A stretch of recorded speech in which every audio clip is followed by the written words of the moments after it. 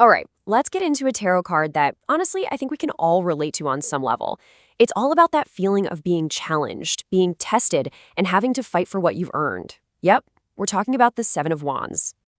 You know that feeling, right? Where you feel like you finally climbed the mountain, you've gotten to where you want to be, and suddenly it feels like everyone is trying to knock you off your perch. That is the exact energy we are diving into today. So let's set the scene. Imagine you're standing on a hill, a position you fought hard to get to, and now you have to defend it. That's really the core concept here. This is a card all about defense, challenge, and conviction. So, what does this card really mean? Well, it's all about facing opposition, about having to fight your corner. But, and this is the crucial part, this isn't some hopeless, last-ditch effort.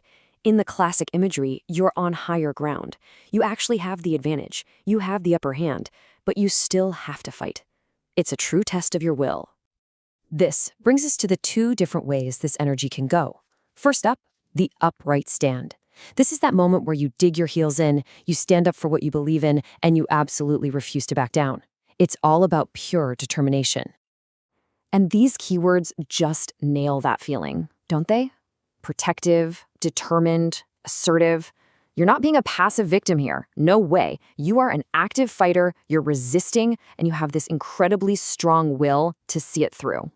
So when you see the Seven of Wands upright, it's a really good sign. It's basically telling you that you've got this. You have the stamina, the drive, and just that sheer force of will to stay in control and protect what you've built, whether we're talking about an idea, a project, or even your reputation. But, every card has its shadow side. And that brings us to the second path, the reverse defeat. This is what happens when that same fiery spirit just starts to fall apart. Wow, the contrast here is just night and day, isn't it? These words, giving up, weakness, exhaustion, they really paint a picture. And it's not so much a picture of losing a battle, but more like surrendering before it's even over. It's that feeling of being totally overwhelmed and just losing the will to fight. And that's the real tragedy of the reversed card. You're losing control, but it's not because the opposition was just too strong. It's usually because you got too worn down, too burnt out, or you just lost faith in yourself. It's that awful feeling of failing to protect what really matters. Okay, so we've got two super distinct paths here, the courageous stand versus the exhausted surrender. So what does this actually look like in our everyday lives? Well, turns out this choice shows up pretty much everywhere. A career situation is a perfect example. On the one hand, you've got the upright energy. You're defending that promotion you worked so hard for. You're confident, you're assertive. But on the other side, the reversed energy.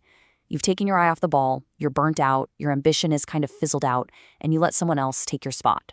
It's the same situation, but two totally different responses.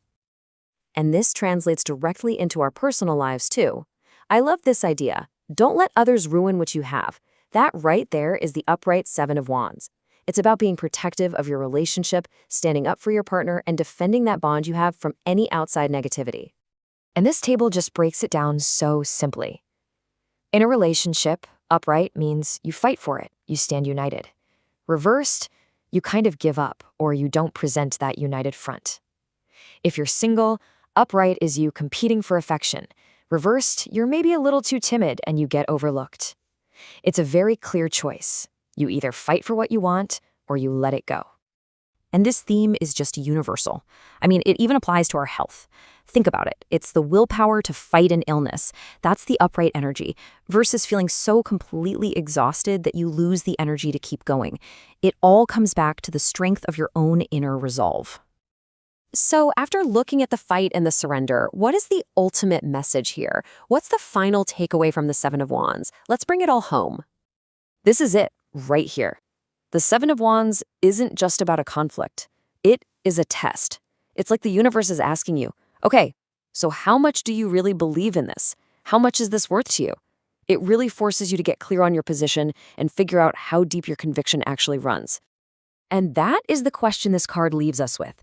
It's not about if you'll be challenged, because let's be real, you will be. It's about how you'll respond.